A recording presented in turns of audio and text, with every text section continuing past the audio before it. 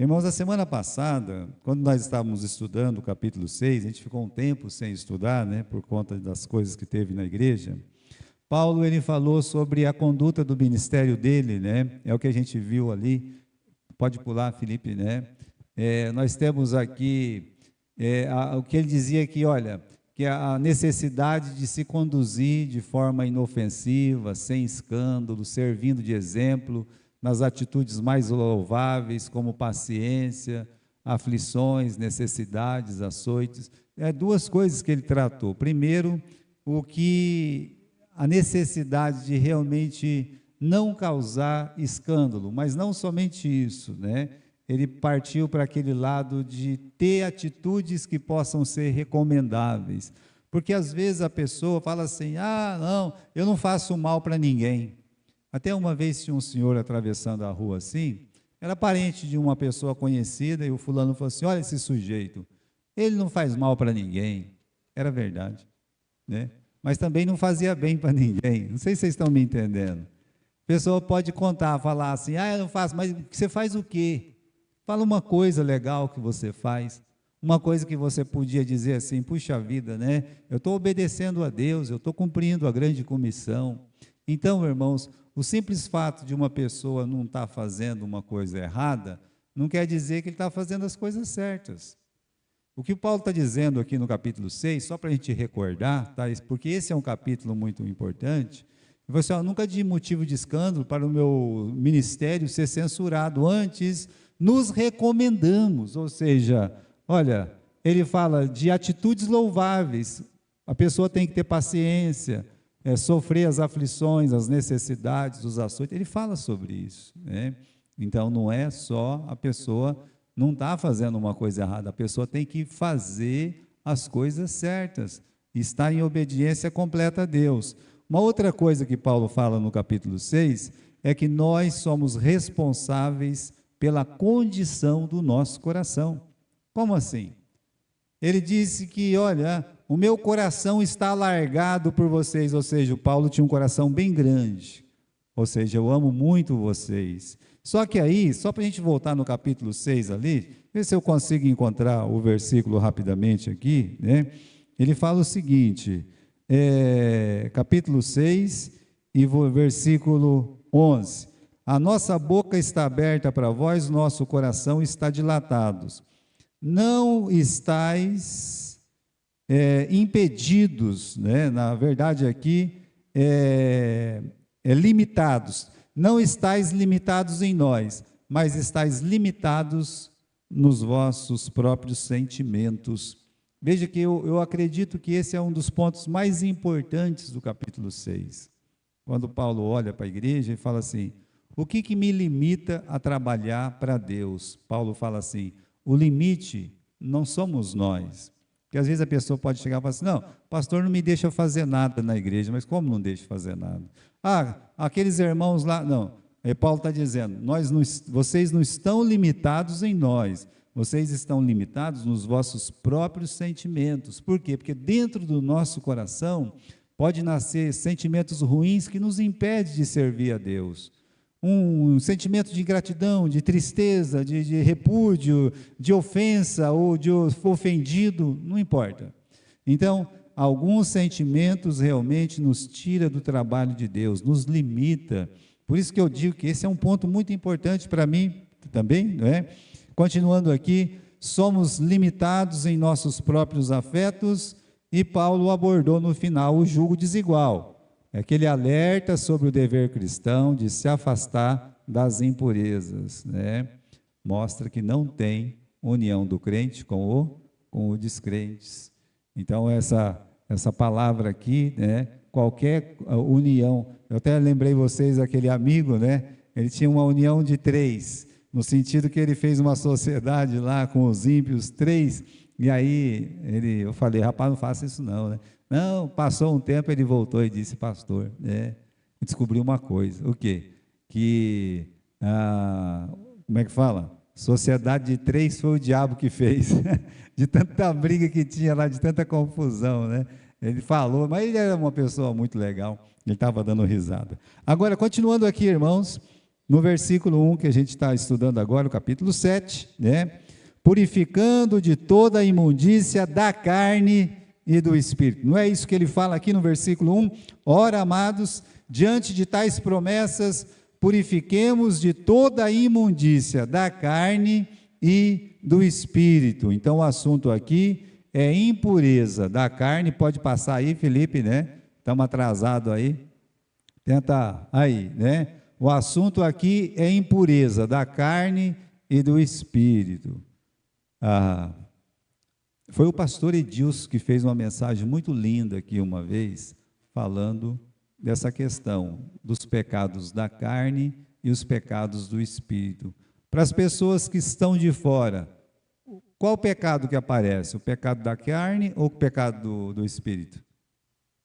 O pecado da carne. Então a pessoa fala, estou enojado, não sei o que, coisa e tal. Vai todo. Só que o diabo, por exemplo, o diabo é carne ou ele é espírito? O diabo. Não, o que eu digo assim, ele, em pessoa. Espírito. Então quer dizer que esses pecados da carne para ele, por exemplo, não ia tirar ele do céu nunca, correto? Certo? O que tirou ele de lá? Porque ele estava com orgulho, não é assim? Orgulho é um pecado da carne ou do espírito? É um pecado do espírito.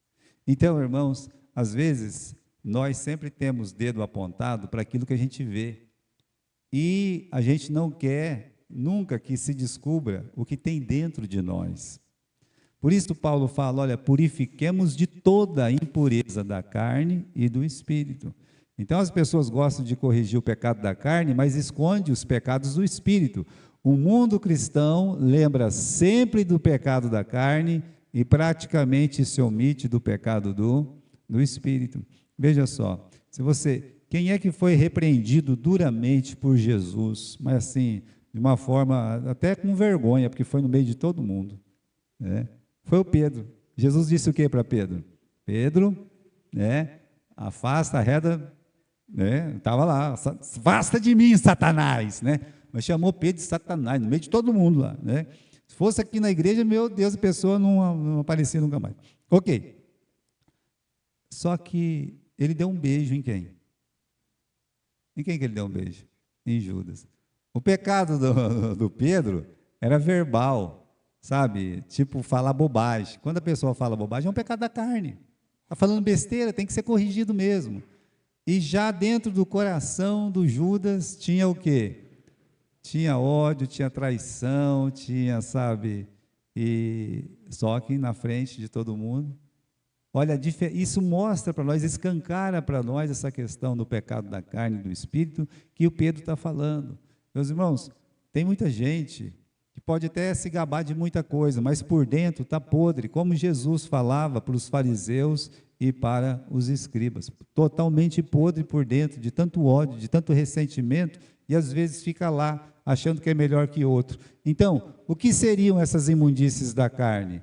Facilmente notados, descobertos, como briga, prostituição, assassinato, roubo, macumba, idolatria, etc. Isso é pecado da carne. Está à vista, sabe?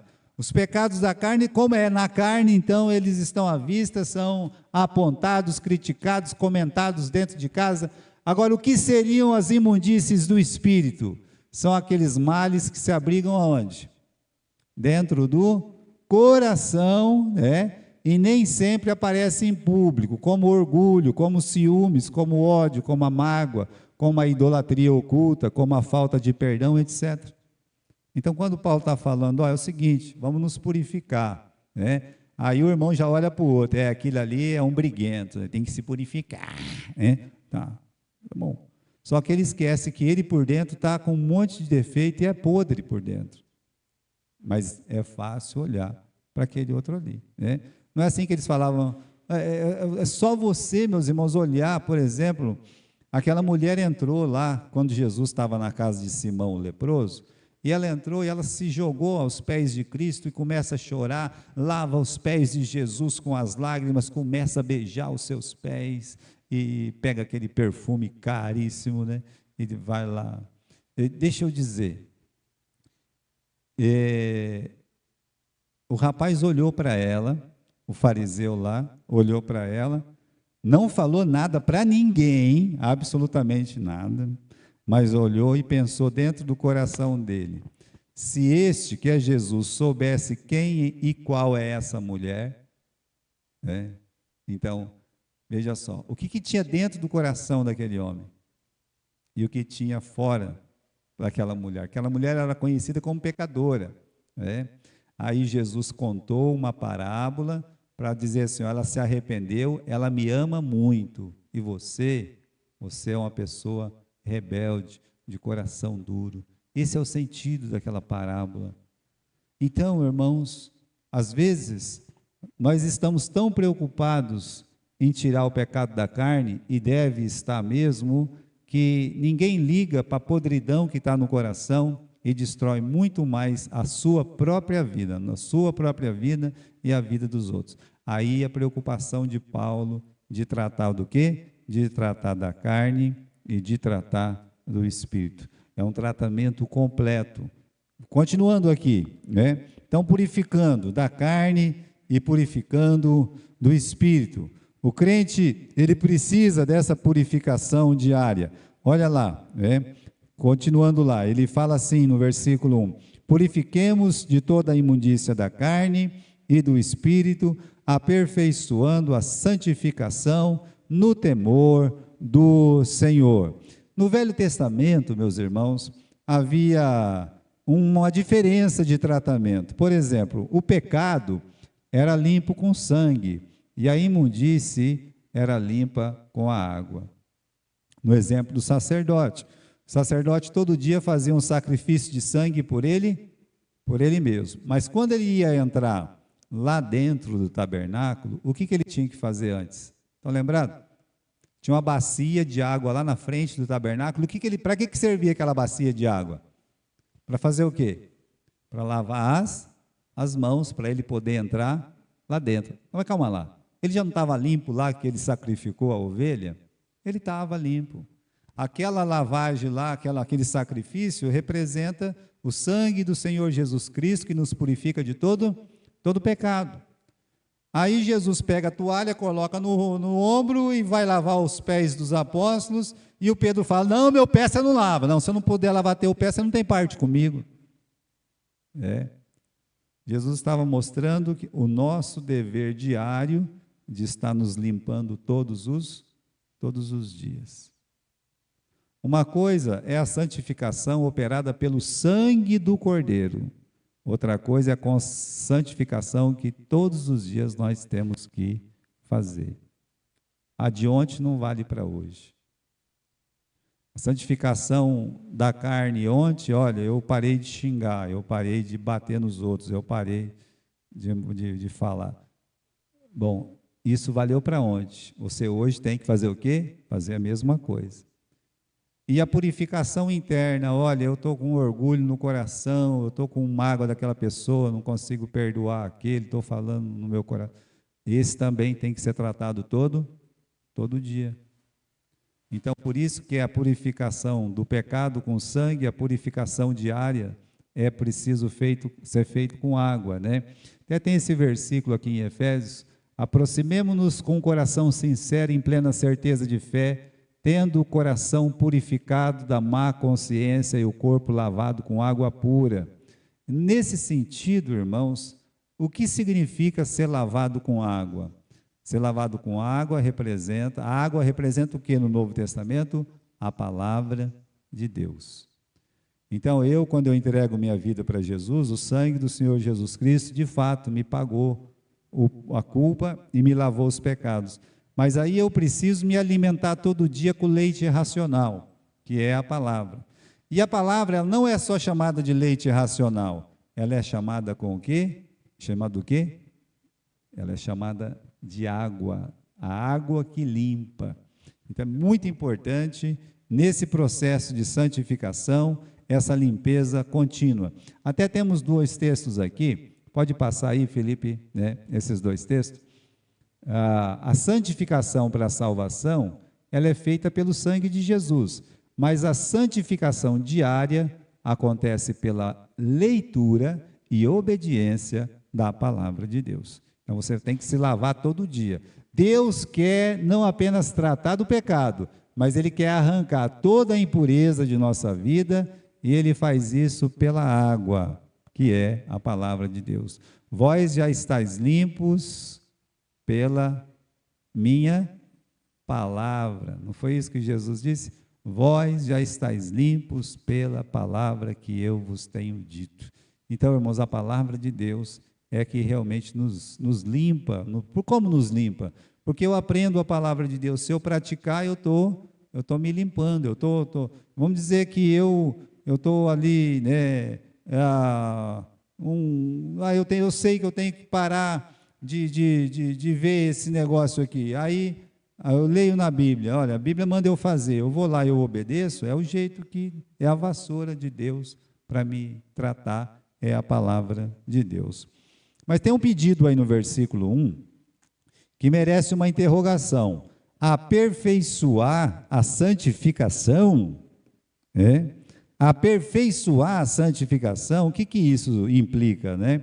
Duas implicações aqui, meus irmãos. Primeiro, pode passar, Felipe, né? Implica em que existe grau, meus irmãos, de santificação. Quando fala assim, aperfeiçoa a sua santificação. Como assim? Existe grau na santificação? A palavra santificar quer dizer se separar. Então, quando fala assim, aperfeiçoe a sua santificação, é você aperfeiçoar a sua separação do mundo e ficando com as coisas espirituais. Então, o cristão aprende, né, de experiência própria o quê? Que a sua santidade pode aumentar ou pode diminuir. Isso é uma coisa muito comum. A coisa mais assim comum que tem na vida do cristão, às vezes os pentecostais usam um termo que a gente tem que admitir que não é errado. Ele fala assim, já perdi a minha santidade hoje, porque ele foi lá no serviço, já brigou já com o patrão, fez uma confusão lá, aí ele chega em casa e fala, eu já cheguei perdendo minha santidade, né? Não, calma, Só que ele tem ideia que a santidade pode aumentar e pode diminuir, que é uma ideia verdadeira, aperfeiçoar a santificação. Por isso você tem que entender a palavra perfeito na Bíblia. A palavra perfeito na Bíblia tem um significado que, se você aprender e não esquecer, pode te ajudar muito a entender a sua própria vida espiritual. Por exemplo, perfeito é a mesma coisa que maduro, né? O fruto, ele está verde, ele ainda não é perfeito. Ele está de vez, ele não é perfeito. Ele está maduro, ou seja, ele está perfeito, está no estado perfeito que Deus fez para ele ser, assim, poder ser desfrutado por você. E se ele apodrecer, aí ele também não está perfeito. Então, o cristão, ele às vezes, quando fala assim que buscai a perfeição, é um amadurecimento. A pessoa, ela fica madura. Tem pessoas que elas se iram facilmente, mas elas vão lendo a Bíblia, vão aprendendo, e às vezes tem gente que pirraça tanto ele depois, e ele já amadureceu, ele não fica mais chateado. Quando uma pessoa, se ela ficar zangada e muito, mostra o quê? Uma criancice, que é o não amadurecimento, que o cristão maduro, a pessoa madura, como é que eu sei que tem um homem maduro, uma mulher madura, né? É quando vem os problemas e eles estão firmes, né? Eles estão conscientes, está maduro, ou seja, esse é o homem perfeito, tá entendendo? Que não se abala. Por isso aqui, meus irmãos, a gente fala, né? De meninos na fé, nós nos tornamos jovens que vencemos o maligno. E de jovens que vencemos o maligno, nós nos tornamos adultos. Ou, como diz a palavra, varão o quê? Varão perfeito. Um adulto maduro, tá? Então, aperfeiçoar a santificação implica que existe grau de santificação e implica que a santificação é resultado de esforço. Ah, pastor, eu quero crescer, eu quero amadurecer. Você tem que se esforçar. Tudo que você vai fazer na vida tem que se esforçar. Se você quer ser um crente maduro na igreja, você vai ter que se esforçar. E não tem outro jeito. É aflição, é problema e coisa assim. Você tem que se esforçar. Então implica em duas coisas. Motivo para a nossa santidade cristã. Não é para se ensoberbecer, me sentir melhor. Nada disso, nada disso. É feito no temor de Deus. Como está aí no versículo 1, né? Visando bênçãos que nós recebemos, visto que temos tais promessas, buscai a santificação como é que ele fala aqui? No versículo 1, né? Purifiquemos de toda a imundície da carne e do espírito e aperfeiçoando a santificação no temor de Deus. As bênçãos que nós esperamos e o temor do Senhor. Esse é o motivo da nossa santificação. Não é porque eu quero ficar melhor que todo mundo, é porque eu temo a Deus. E tem promessas de Deus para quem amadurece. Tem muita promessa, os maduros têm muitas promessas de Deus para a sua vida, né? Agora, irmãos, o versículo 2 é tão singelo. O apóstolo Paulo, tadinho do apóstolo Paulo, olha o que ele está escrevendo aqui. Recebei-nos em vossos corações. Eu fui traduzir literalmente essa palavra, recebei-nos em nossos corações. Fui buscar lá no termo grego e saiu isso, reserve um espaço para nós em seus corações. Reserva um espaço aí dentro do seu coração para nós. Irmãos, o primeiro livro, o 1 Coríntios, o primeiro livro que ele escreveu, eu falei que a gente podia dar um nome para esse livro, eu repeti essa frase muitas vezes, a gente pode dar um nome, eu não sei se os irmãos lembram disso, né?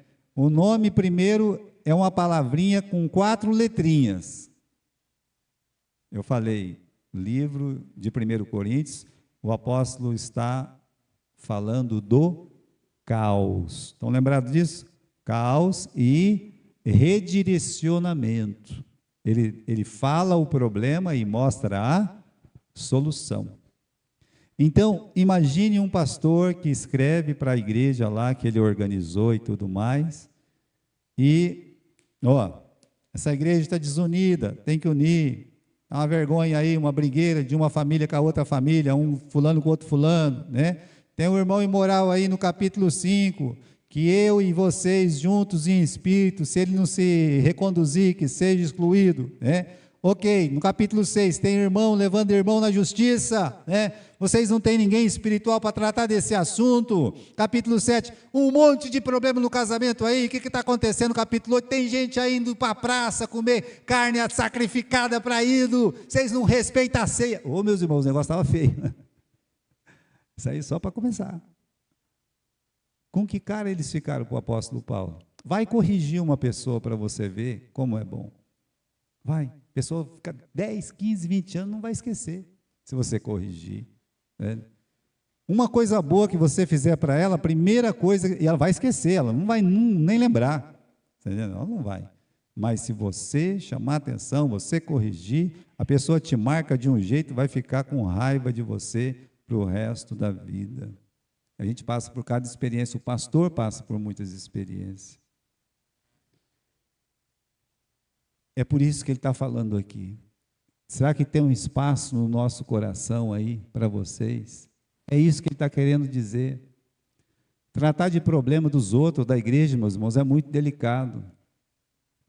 Jesus, ele chamou os problemas do quê? De cisco no olho. Cisco, sabe por quê? O grau de dificuldade. A pessoa vai lá, não sei o quê, e a pessoa não deixa, fecha o olho, coisa e tal, né? Então, o cisco, né?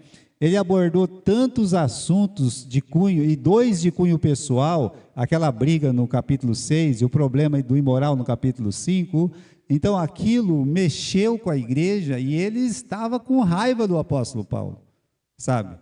O pessoal estava triste, aborrecido, será que é apóstolo mesmo? Da onde que ele é apóstolo? Ele não está na lista dos 12 apóstolos, e não está mesmo. Ele está tendo que provar que ele é um apóstolo no livro de 2 Coríntios, né? Então, muitos ficaram arredios, né? É o preço que o pastor ou o líder vai pagar para resolver problemas, né?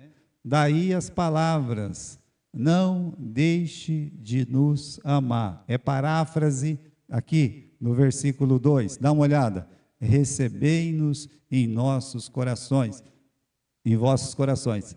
Um outro jeito de dizer essa palavra, reserve um espaço para nós em seus corações. Parafraseando essa primeira frase, está escrito assim, não deixe de nos amar, né?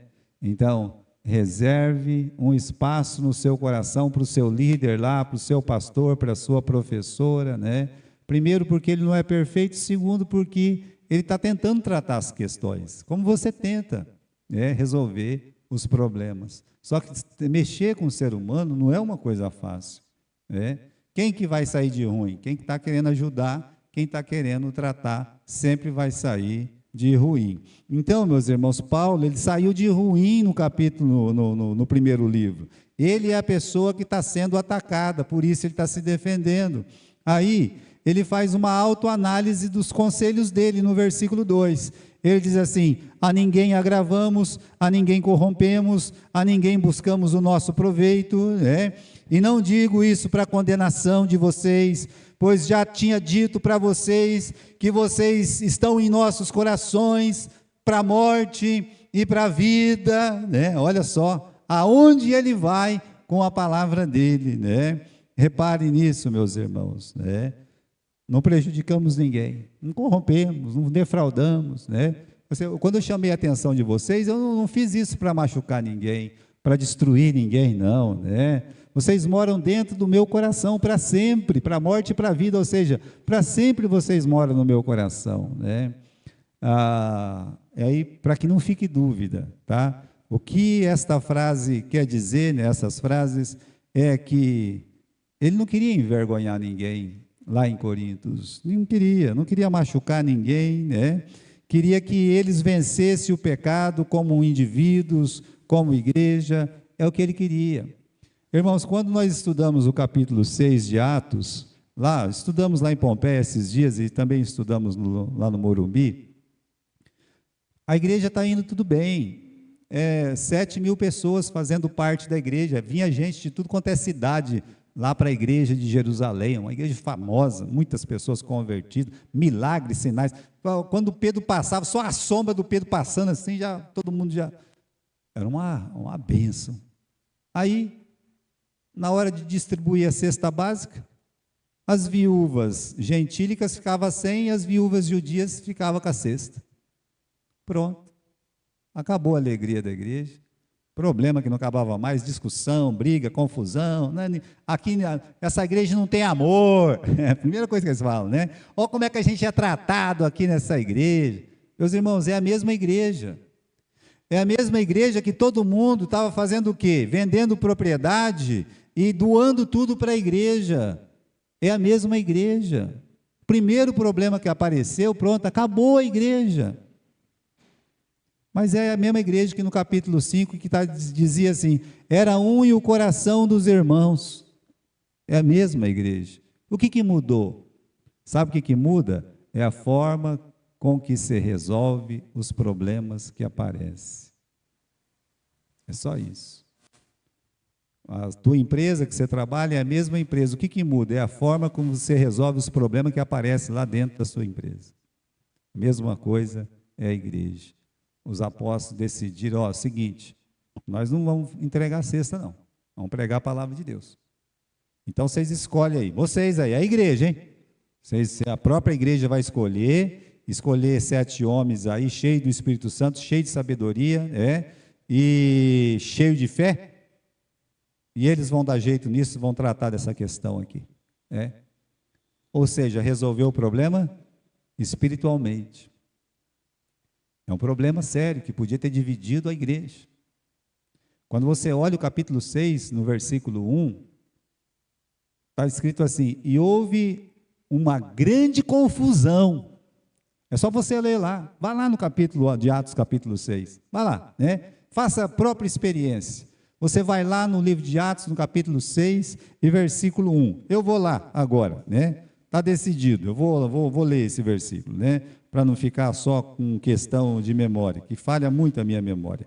Capítulo 6, versículo 1, diz assim: ora, naqueles dias crescendo muito a igreja, né? Houve o quê? Uma grande murmuração, tá? Houve uma murmuração aí, entre os gregos e os gentios. Muito bom, a coisa estava feia. Aí veio o problema, resolveram espiritualmente o problema, acabou o problema, está acabando o problema. Aí você olha no versículo 7, o que diz? E crescia a palavra de Deus. Ou seja, quando os problemas são resolvidos, sem confusão, sem briga, sem um xingar o outro, o que acontece? A igreja continua no passo do crescimento. Mas Satanás quer exatamente isso, quer que tudo seja devastado, tudo seja tratado à revelia, tudo seja tratado. Por quê? Porque ele sabe que a igreja vai sofrer. Então, irmãos, Paulo, voltando aqui, só para lembrar, aqui no capítulo 7, versículo 2, ele fazendo essa autoanálise, ele mostra para nós, né, que ele não queria envergonhar e nem prejudicar ninguém, tá?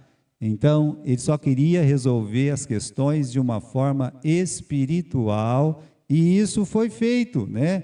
A palavra dele, quando ele estava lá pregando.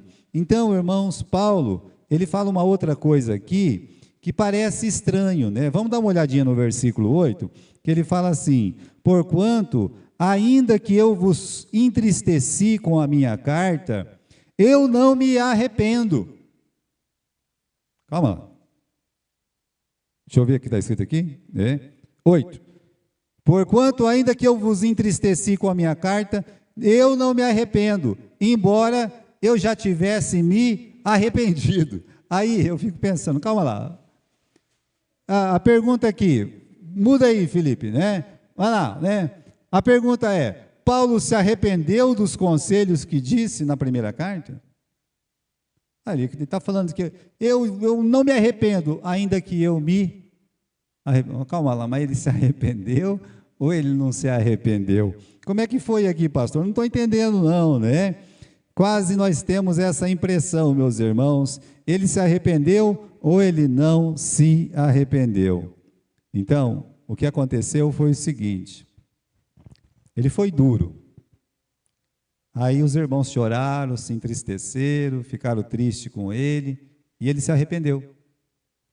Ele se arrependeu no sentido que o coração dele estava o quê? Estava doído, estava triste, né? Puxa vida, né? Olha, eu fui duro com eles. Não, Paulo não foi duro, Paulo foi verdadeiro.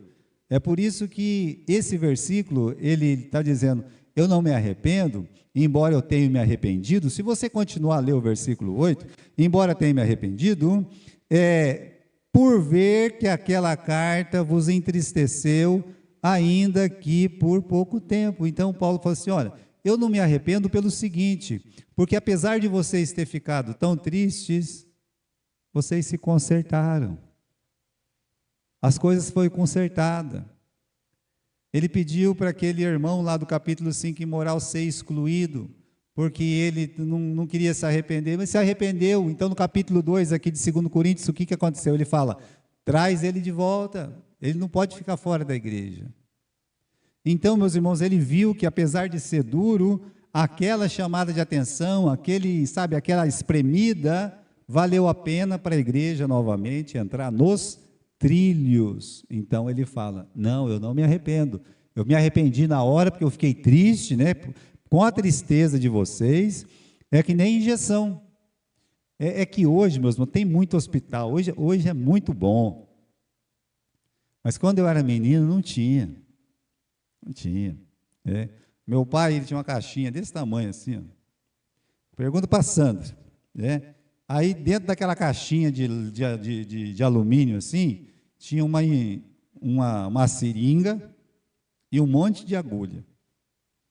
Aí uma criança ficava com a garganta assim, meio ruim, ele ia lá na farmácia, eles vendiam aqueles negócios lá, uns tubinhos assim, e colocava aquela coisa, meus irmãos, meu pai mesmo, dava injeção na gente, tchá, sabe? Eita, e as crianças só de ver a injeção sumia para o meio do mato assim, não, vamos sumir, ficava tudo agachado lá, aí daqui a pouco vinha um e falava, não vai acontecer nada não, então, eu chegava lá, eles pegavam, uma mãe segurava, uma irmã mais velha segurava, meu irmão colocava né?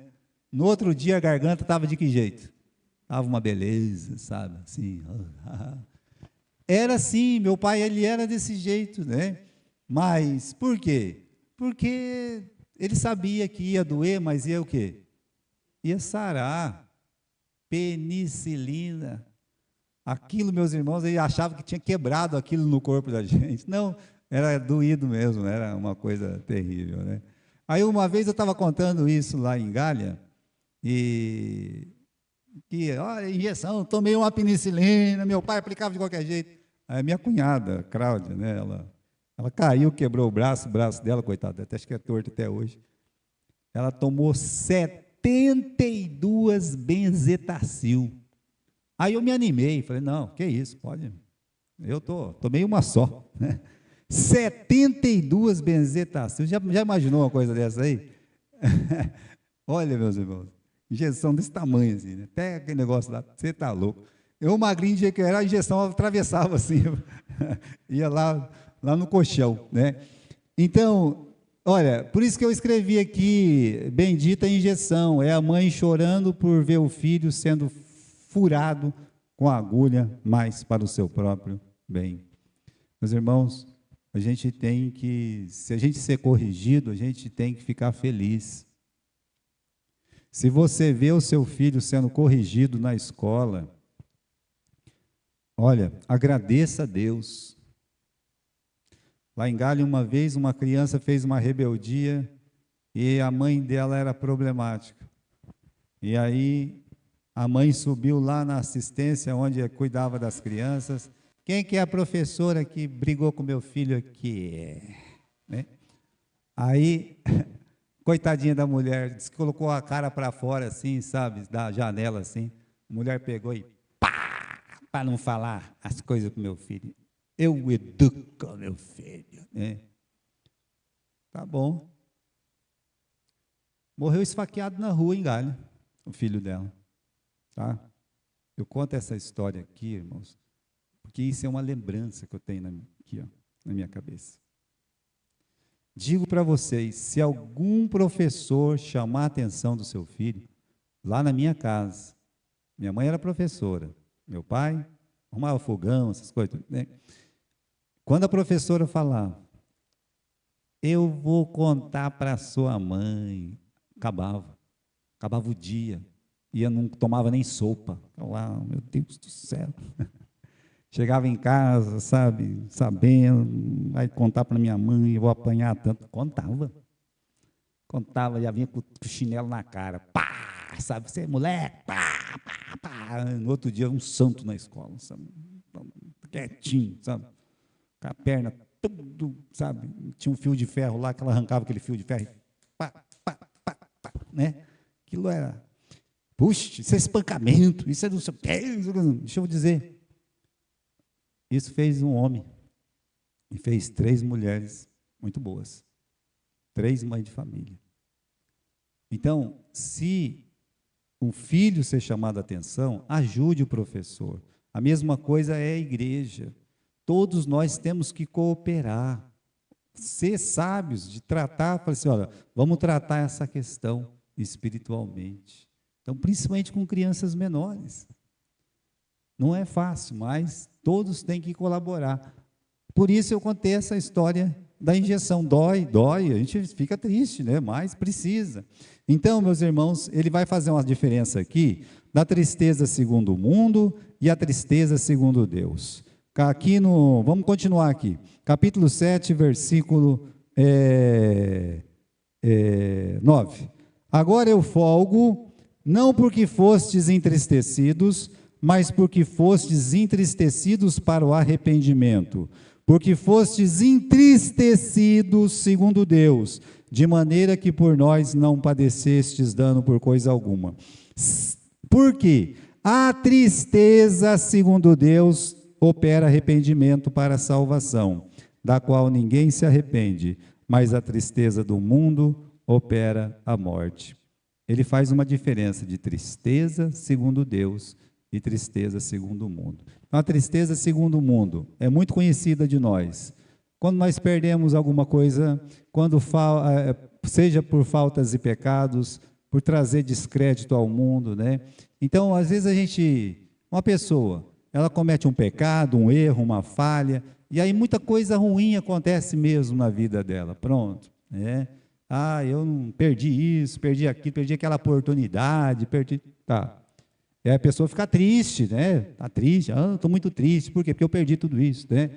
É a tristeza que se esgota em lágrimas. Para mim, irmãos, essa frase é muito importante, para diferenciar tristeza do mundo com tristeza segundo Deus. Porque a tristeza segundo o mundo, se a pessoa ficou triste só porque perdeu alguma coisa, sabe, algum crédito, tal, mas acabou com as lágrimas.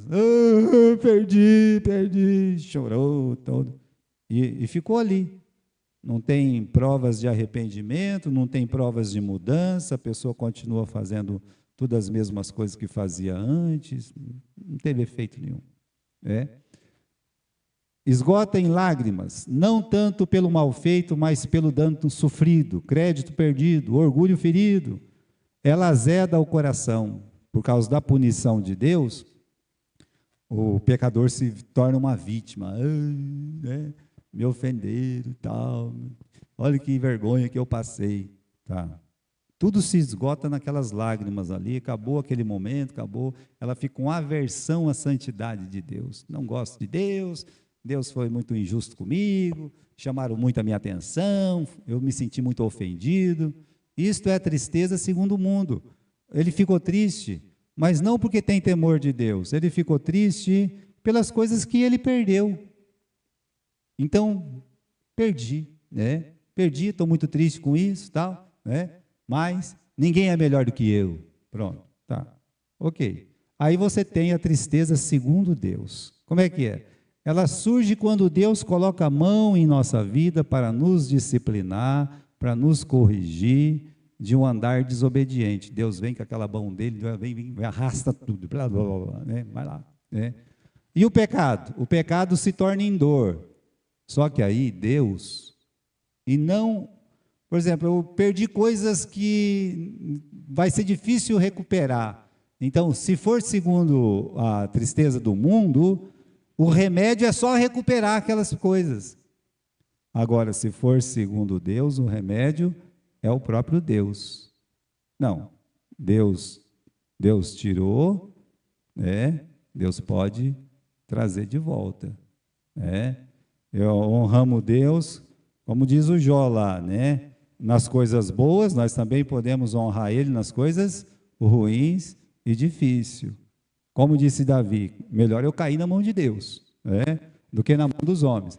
Então, ao invés de se sentir uma vítima, ele justifica Deus, fala assim, não, Deus sabe o que ele está fazendo. E não se esgota em lágrimas, mas leva a uma mudança de comportamento, que é a palavra arrependimento. Por isso o versículo 10, dá uma olhada aí no capítulo 7, versículo 10, a tristeza segundo Deus opera arrependimento, não é uma questão de choro apenas, é uma questão de arrependimento. Aí, irmãos, vem a pergunta, né? Como é que sabemos que a nossa tristeza é segundo Deus? Aí eu vejo dois exemplos na Bíblia, dois contemporâneos, né? O Saul e o Davi. O Saul, Deus mandou ele matar lá aquele povo incrédulo e tal, e né, tinha que eliminar completamente os amalequitas, não eliminou, quase que causou a destruição do próprio povo deles anos depois, através do Amã lá, né? O Agagita. Então, o Saul, quando ele é repreendido pelo profeta, ele falou, não, eu pequei. Ele pecou. Pequei, Senhor, pequei. Mas aí ele olhou e disse, mas não tem jeito do Senhor me honrar agora? Então você vê que, na verdade, ele está falando que ele pecou, mas ele não quer ser repreendido, ele não quer ser desonrado, ele acha que não, que a pessoa tem que ir lá e honrar ele e acabou. Não, é diferente.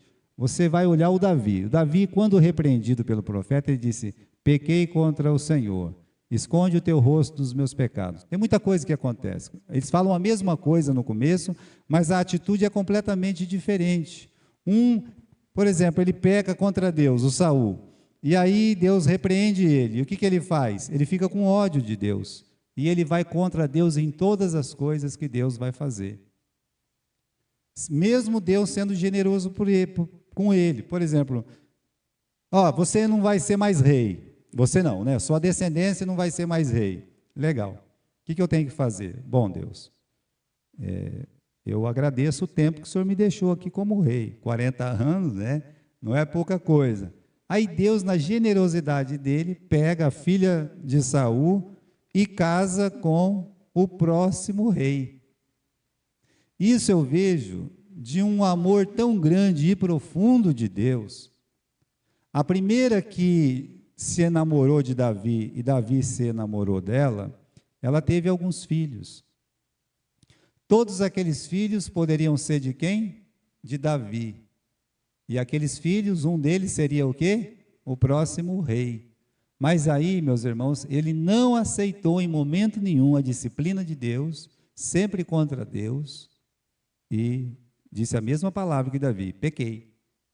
Mas ele queria matar Davi, queria matar a bênção que Deus tinha colocado na vida dele o tempo todo. Já o Davi não, né? O Davi, meus irmãos, o tempo todo, ele se comporta como alguém que quer tratar um arrependimento. Ele não pode trazer de volta os problemas que ele causou, né?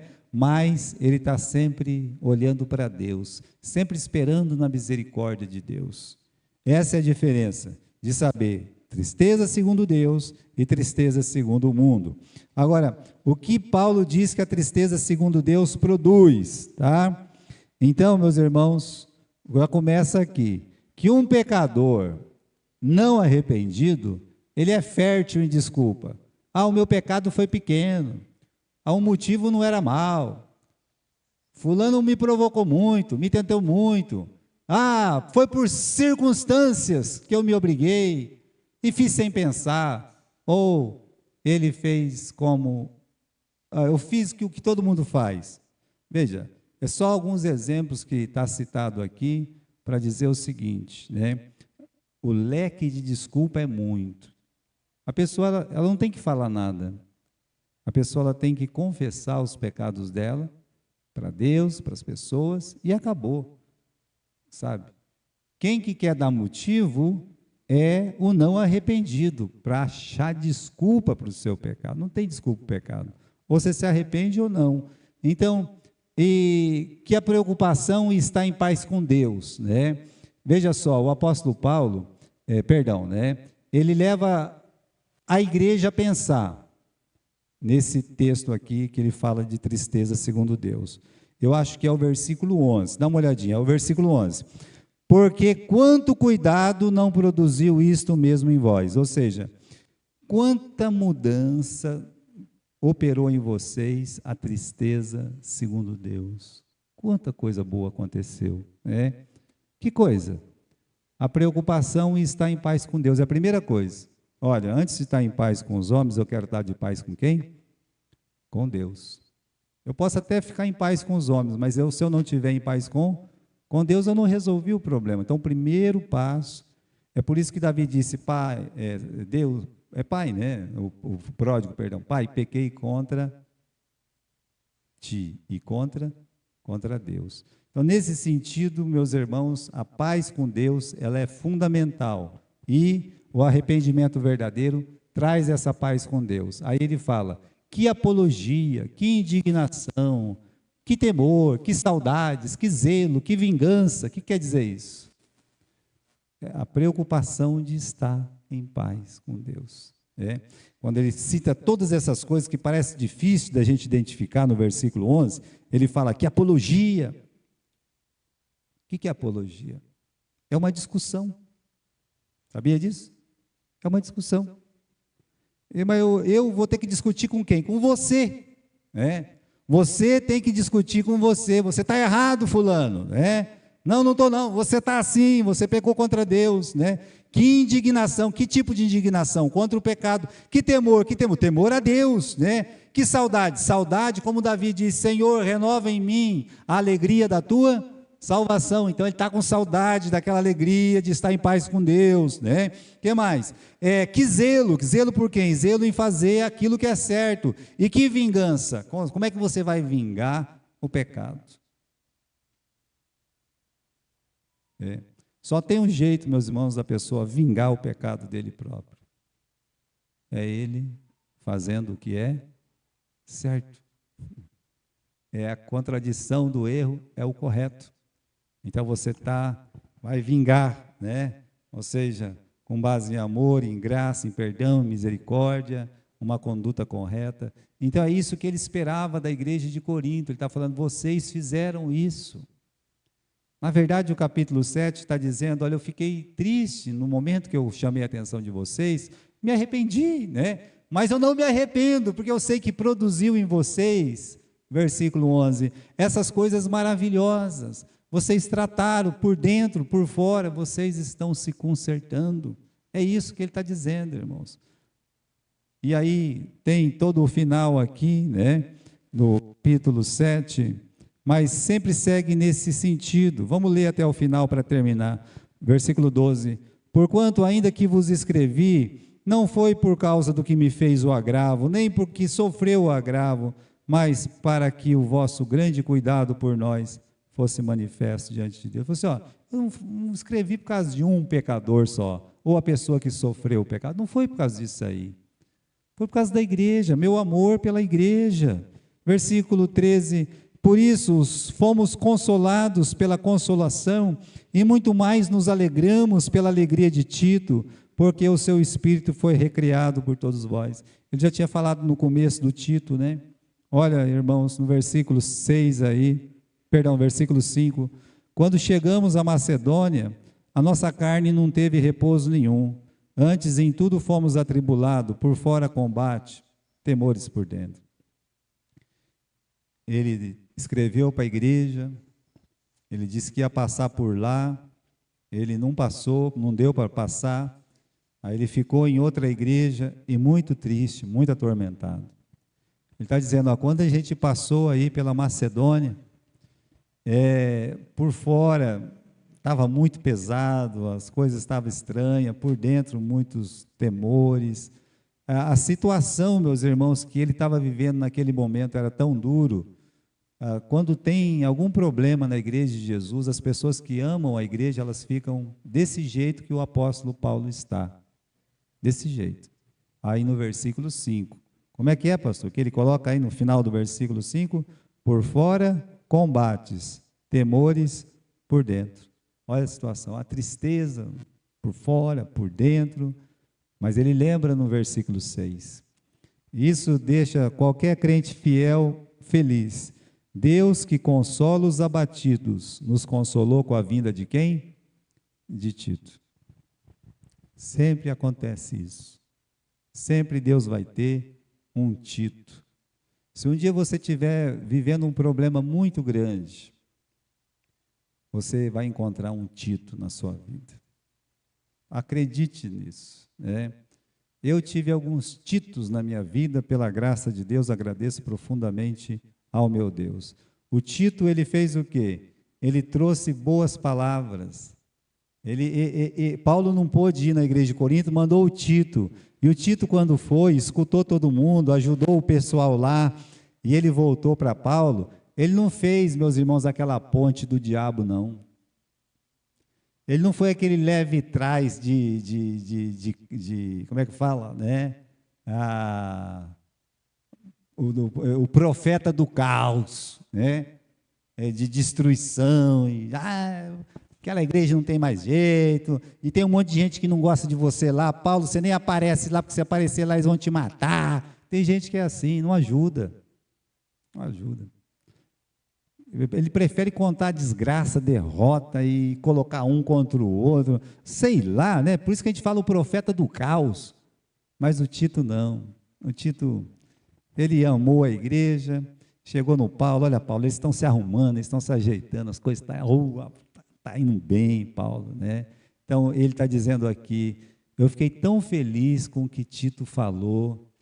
Tito foi uma bênção, uma ponte do bem, né? Está lá no versículo 7, e não somente com a sua vinda, mas também pela consolação com que fui consolado por vós, contando-nos as vossas saudades, o vosso choro, o vosso zelo, que eu fiquei tão contente, né? Irmãos, isso era uma coisa. A verdade, como Paulo escreve na própria primeira carta, e aqui na segunda carta algumas vezes, é que tinha aquele grupo que criou um ódio profundo do Paulo. Mas o Tito, quando chegou naquela igreja, em vez dele ficar perdendo o tempo dele daquelas pessoas odiosas, o que ele fez? Ele chegou, o Paulo perguntou, e aí, como é que está a igreja lá, Tito? Ah, Paulo, está todo mundo chorando lá por causa de você, né? As pessoas estão tristes, né? Eles te amam tanto, Paulo. Oh, mas é tão bom ouvir isso, eu estava tão preocupado. Pois é, Paulo, eles te amam, Paulo, né? Não é assim que tem que ser numa igreja? Olha, ore a Deus para que Titos apareça na sua vida. Essas pessoas trazem muitas bênçãos mesmo, tá?